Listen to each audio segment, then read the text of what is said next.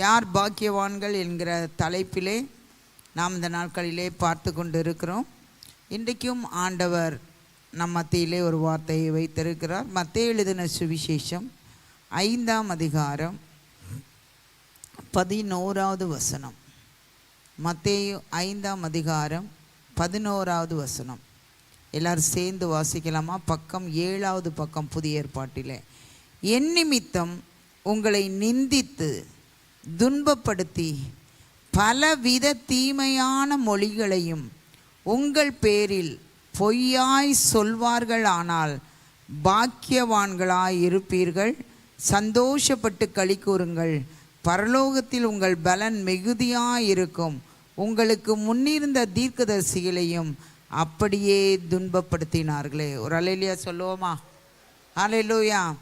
ஆண்டவருடைய நிமித்தம், சுவிசேஷத்தின் நிமித்தம், ஆவிக்குரிய வாழ்க்கையின் நிமித்தம், ஆலயத்துக்கு வருகிறதின் நிமித்தம், கர்த்தரை உண்மையாக சேவிக்கிறதின் நிமித்தம் நம்முடைய வாழ்க்கையில் மற்றவர்கள் நம்மை நிந்தித்து நம்மை துன்பப்படுத்தும் போது நாம் பாக்கியவான்களாக இருக்கிறோம். அருமையான தேவனுடைய பிள்ளைகளை, கிறிஸ்தவ வாழ்க்கைக்காக நீங்கள் ஸ்ட்ராங்காக நின்று பாருங்கள். எதிர்ப்புகள் வரத்தான் செய்யும். நம்முடைய குடும்பத்திலிருந்து எதிர்ப்புகள் வரத்தான் செய்யும். நம்முடைய சொந்த ஜனங்களிலிருந்து எதிர்ப்புகள் வரத்தான் செய்யும். நம்முடைய நண்பர்கள் மத்தியிலே எதிர்ப்புகள் வரத்தான் செய்யும். இப்போ ஒரு ஃப்ரெண்ட்ஸ் எல்லாம் ஒரு பார்ட்டி ஒருத்தர் வைக்கிறாரு. அந்த பார்ட்டிக்கு நீங்கள் போகிறீங்கன்னா எல்லாரும் இப்போல்லாம் குடிக்கிறது இந்த மாதிரி பார்ட்டியில் சர்வசாதாரணமாக போயிட்டு, அதில் நீங்கள் குடிக்காமல் இருந்தால் உங்களை நிந்திப்பாங்க. என்ன நீனு, உங்கள் ஆண்டவர் அப்படி தான் சொல்லியிருக்கிறாரா? ஏதாவது பார்ட்டி டைமில் குடித்தா என்ன? இப்படி நிறைய காரியங்கள் அல்லது விக்கிரக கோயில்களிலே நடைபெறுகிற உங்கள் சொந்த ஜனங்களுடைய காரியங்களில் நீங்கள் போக மாட்டேன் அப்படின்னு சொன்னால் அதுக்கு ஒன்று சொல்லுவாங்க. இப்படி நிறைய ஆண்டவருக்காக, பரிசுத்தத்திற்காக நம்ம ஸ்ட்ராங்காக நிற்கும்போது எதிர்ப்புகள் வரும். நம்மை நிந்திப்பார்கள், நம்மை துன்பப்படுத்துவார்கள். சில நேரத்தில் நம்முடைய வீடுகளில் உள்ள காரியங்களுக்கு அவர்கள் வரமாட்டார்கள். ஏனென்றால் இந்த குடி இந்த மாதிரிலாம் காரியம் காணப்படாது. துன்பங்கள் வரும், உபத்திரவங்கள் வரும். ஆனால் அதில் நம்ம ஸ்ட்ராங்காக நின்னோம் அப்படின்னா நம்மை பாக்கியவான்களாக கர்த்தர் மாற்றுகிறார். அல்லேலூயா. பாஸ்டருடைய அப்பா இறந்தப்போ அந்த ஊர்க்காரங்கள்லாம் எங்களுக்கு சப்போர்ட் பண்ணலை, அந்த முறைப்படி செய்யலை அப்படின்னு சொல்லிட்டு.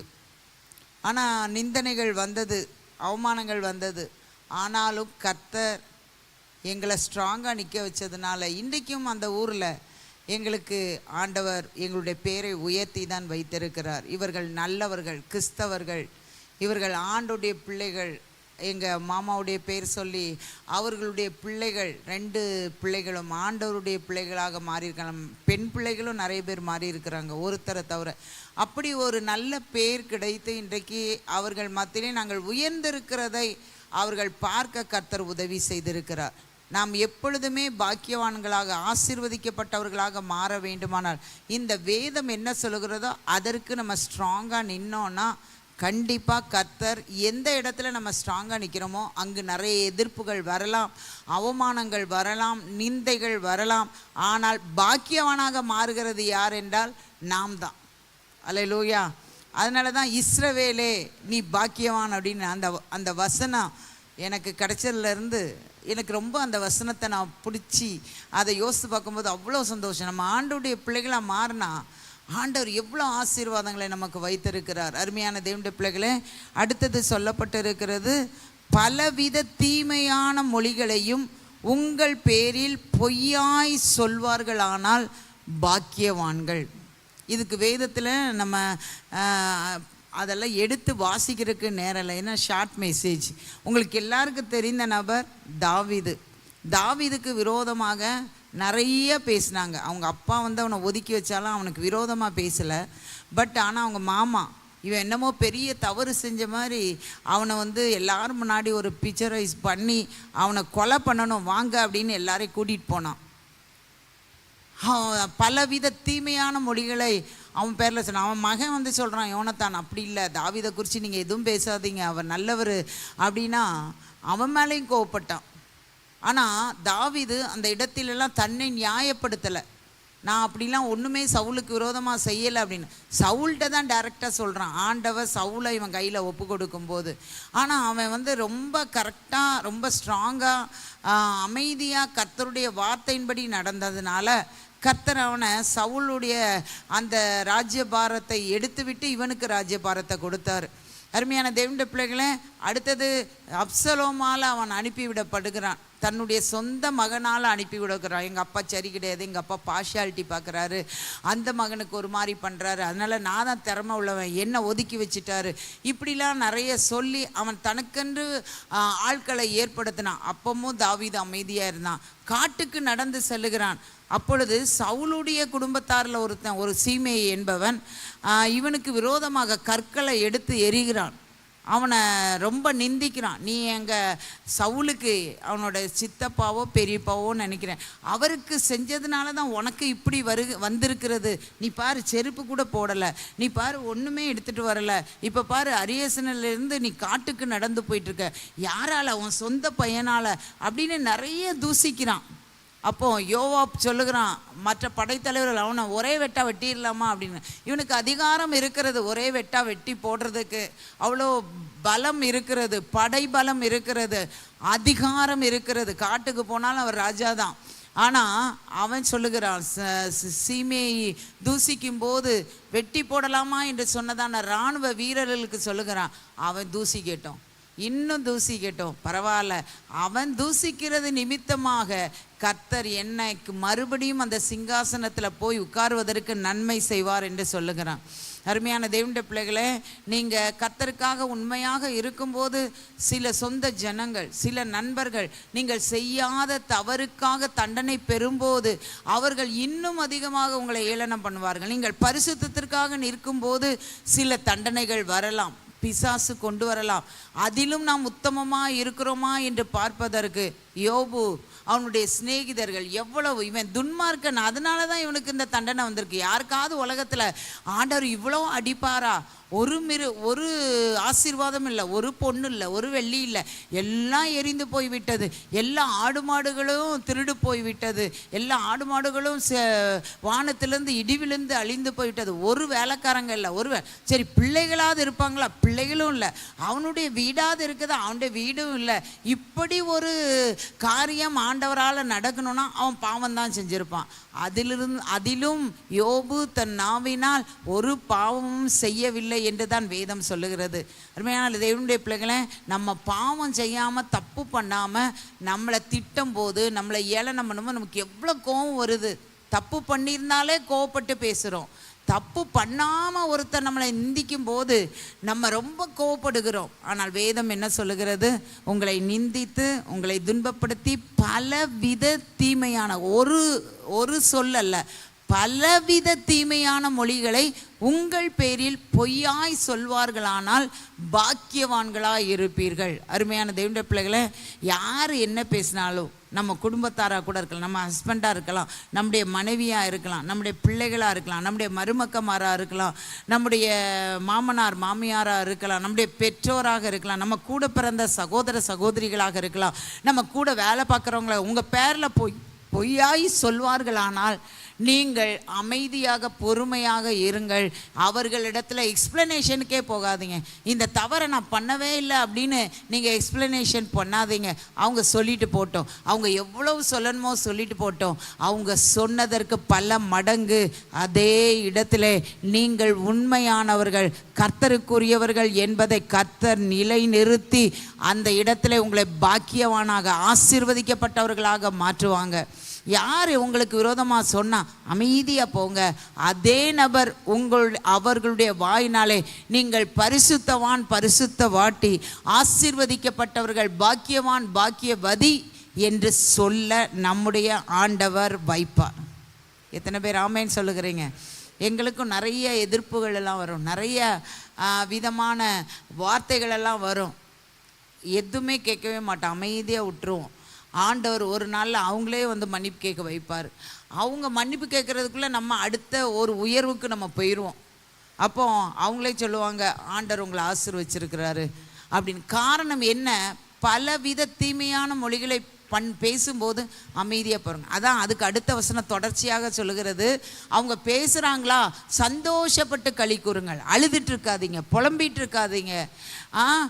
நைட்டெல்லாம் தூங்காமல் அவங்க இப்படி சொல்லிட்டாங்களே, அவங்க அதுக்கு பதிலாக இந்த வசனத்தை அறிக்கை பண்ணுங்க. இந்த வசனத்தை மனப்பாடம் பண்ணி அறிக்கை பண்ணிங்க.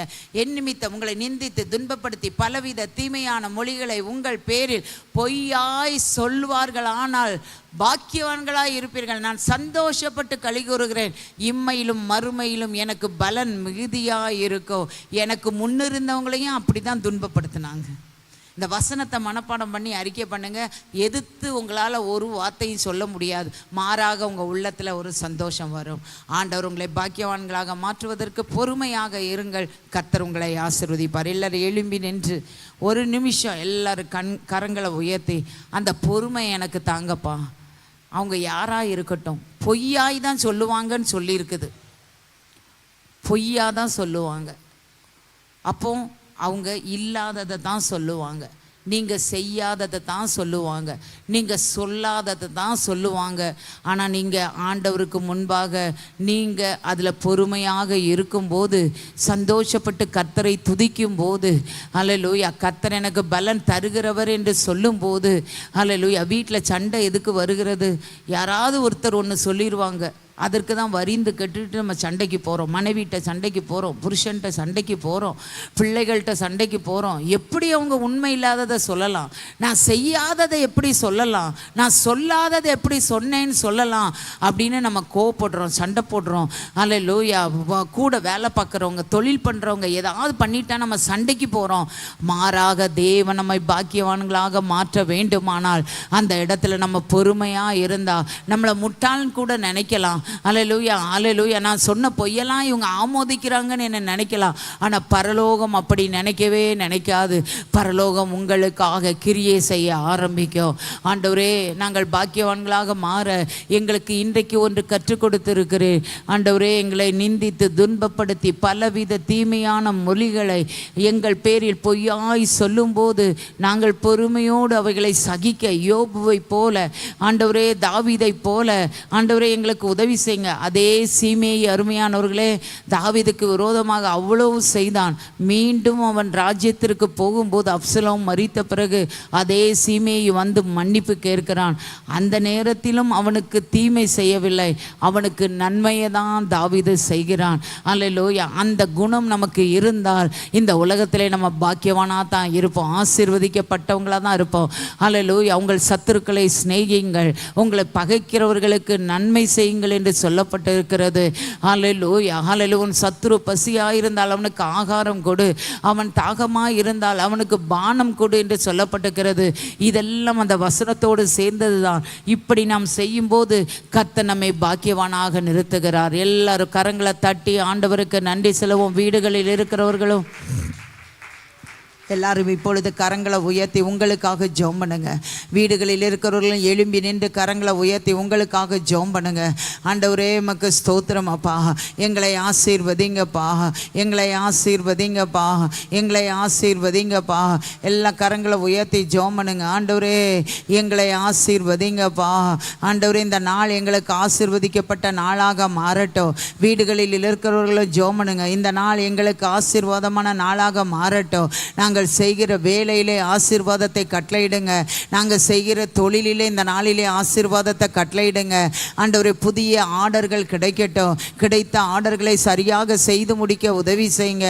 எங்கள் வியாபாரத்தில் புதிய வழிகள் திறந்து கொடுக்கப்படட்டும். ஆண்டவரே, மொத்தமாக விற்பனை செய்யக்கூடிய நிறைய இடங்களில் இருந்து எங்களுக்கு வாய்ப்புகள் வரட்டும். அல்லேலூயா. வேலையில் ஆண்டவரே, இந்த நாளிலே அதிகாரிகள் கண்களில் தயவு கிடைக்க பண்ணி எங்கள் வேலையை உண்மையாக செய்து உயர்த்தப்பட உதவி செய்யுங்க. ஹல்லேலூயா. எல்லாரும் வாயை திறந்து படிக்கிற பிள்ளைகளுடைய படிப்பிலே கர்த்தருடைய கரம் இருக்கணும். நம்ம குடும்பத்தில் கர்த்தருடைய கரம் இருக்கணும். ஹல்லேலூயா. நம்ம வாழ்க்கை துணையுடைய வாழ்க்கையில கர்த்தருடைய கரம் இருக்கணும். நம்முடைய போக்கிலும் வரத்தும் ஆசீர்வதிக்கப்படட்டும். ஹல்லேலூயா. இந்த நாள் நமக்கு என்ன தேவையோ அதை கர்த்தர் தரட்டும். ஹல்லேலூயா. நமக்கு ஒன்றுக்கும் குறைவில்லாதபடிக்கு கர்த்தர் நம்மை நிறைவாய் நடத்தட்டும், நிறைவாய் நடத்தட்டும். ஓ ரிபலவோ ரிகலபலவோ ரிசலபல பலவோ ரிவலபி கலபலவோ ரிபலவோ ரிகலபலவோ ரிசலபலவோ ரிவலபி கலபலவோ. ஆண்டவரே உம்முடைய ஆசீர்வாதம் அந்த ஜெபத்தில் பங்கு பெறுகிற ஒவ்வொரு மேலே இறங்கட்டும். ஆண்டவரே எங்கள் சபை மேலே இறங்கட்டும், சபையின் மக்கள் மேலே இறங்கட்டும், எங்கள் குடும்பத்தின் மக்கள் மேலே இறங்கட்டும். ஆண்டவரே இந்த நாள் எனக்கு ஒரு அற்புதம் வேண்டும் என்று யார் யார் ஜெபிக்கிறார்களோ அவர்களுக்கெல்லாம் அற்புதங்களை கத்த செய்வீராக, அற்புதங்களை கத்த செய்வீராக, அற்புதங்களை கத்த செய்வீராக. ஆண்டவரே உமக்கு ஸ்தோத்திர. சுகம் வேண்டும் என்று இருக்கிறவர்களுக்கு சுகத்தை கொடுங்க. பண தேவைகள் தேவை இருக்கிறவர்களுக்கு பண தேவைகளை சந்திங்க. ஆண்டவரே உமக்கு ஸ்தோத்திரம். இந்த நாள் ஒரு உள்ளங்கை மேகம் ஒவ்வொருடைய வாழ்க்கையில எழும்பட்டும். திருமணத்துக்கு ஆயத்தமாக இருக்கிறவர்களுக்கு இந்த நாள் ஆண்டவரே அவருடைய திருமணம் ஒழுங்காக கூடிய நாட்களாக மாற்றுங்க. குழந்தை பாக்கியத்திற்காக எதிர்பார்த்து இருக்கிறவர்களுக்கு இந்த நாளிலே அவருடைய கர்ப்பத்திலே ஒரு யோசேப்பு அல்லது ஒரு சாமுவேல், ஒரு எஸ்தர் உருவாக்கப்படுகிற நாளாக மாற்றுங்க, மாற்றுங்க. கோர்ட்டு கேஸில் உள்ளவர்களுக்கு ஒரு ஜெயம் கிடைக்கிற நாளாக மாற்றுங்க. ஆண்டவரே உமக்கு ஸ்தோத்திர. சமாதானம் வேண்டும் என்று இருக்கிறவர்களுக்கு அவருடைய குடும்பத்திலே சமாதானம் உண்டாகிற நாளாக கர்த்தர் மாற்றுங்க. ஆண்டவரே உம்முடைய பிள்ளைகளை நாங்கள் ஆசீர்வதிக்கிறோம், ஆசீர்வதிக்கிறோம், ஆசீர்வதிக்கிறோம். ஆண்டவரே பிறந்த நாள் திருமண நாளுக்காக ஜெபிக்கிறவர்களுக்காக ஜெபம் பண்ணுவோம். நம்ம மத்தியில் இருக்குதான தம்பி ஜானுடைய பையன், 2வது பையன் ரிக்சன் பால்க்கு இன்றைக்கு பிறந்த நாள். கர்த்தர் அவனை ஆசீர்வதிக்கணும். அல்லேலூயா, அல்லேலூயா. எல்லார் கரங்களை உயர்த்தி ஆண்டவரே ரிக்சன் பால்க்காக நாங்கள் ஜெபிக்கிறோம். இம்மட்டும் வளர்த்து கொடுத்த தேவன் தொடர்ந்து பிள்ளையை நீங்கள் வளர்த்து கொடுக்கும்படியாய் ஜெபிக்கிறோம். இந்த நாள் பிறந்த நாள் திருமண நாள் ஆண்டவரே கர்த்தாவை நினைவு கூறுகிற ஒவ்வொருவருக்காகவும் ரிக்சன் பால்க்காகவும் ஜெபிக்கிறோம். இந்த வருஷத்தை நன்மையினால் கிருபையினாலும் அவர்களுக்கு முடிசூட்டி கொடுங்க. சியோனிலிருந்து உங்கள் ஆசீர்வாதம் ஆண்டவரே ரிக்சன் பாலுக்கு நேராக மற்ற ஆண்டவரே எல்லாருக்கும் நேராக கடந்து வரட்டும். ஆண்டவரே இந்த நாள் கர்த்தருடைய வருகை இருக்குமானால் கர்த்தர் நம்மை பரிசுத்தப்படுத்தி எடுத்துக்கொள்ள வேண்டும். நம்முடைய மரணம் இருக்குமானால் கர்த்தருடைய ராஜ்யத்திலே காணப்பட வேண்டும். எல்லா கரங்களை உயர்த்தி அதற்காக ஜெபம். ஆண்டவரே உடைய ராஜ்யத்திற்காக எங்களை ஆயத்தப்படுத்துங்கப்பா. இந்த நாள் உங்கள் ராஜ்யத்திற்கு போவதற்கான ஒரு நாளாக இருக்குமானால் நாங்கள் உம்மோடு பறந்து வர எங்களுக்கு உதவி செய்யுங்கப்பா. இல்லாவிட்டால் இந்த நாள் முழுவதும் நாங்கள் பரிசுத்தமாய் வாழ எங்களுக்கு நீங்கள் உதவி செய்யுங்கப்பா. இந்த நாளிலும் பெண்கள் கூட்டம் இருக்கிறது.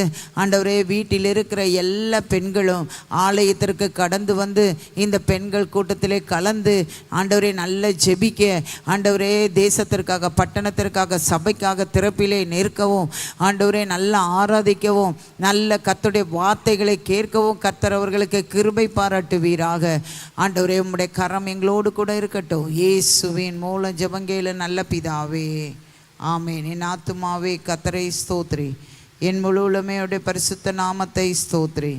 என் ஆத்துமாவே கர்த்தரை ஸ்தோத்ரி, அவர் செய்த சகல உபகாரங்களையும் மறவாதே.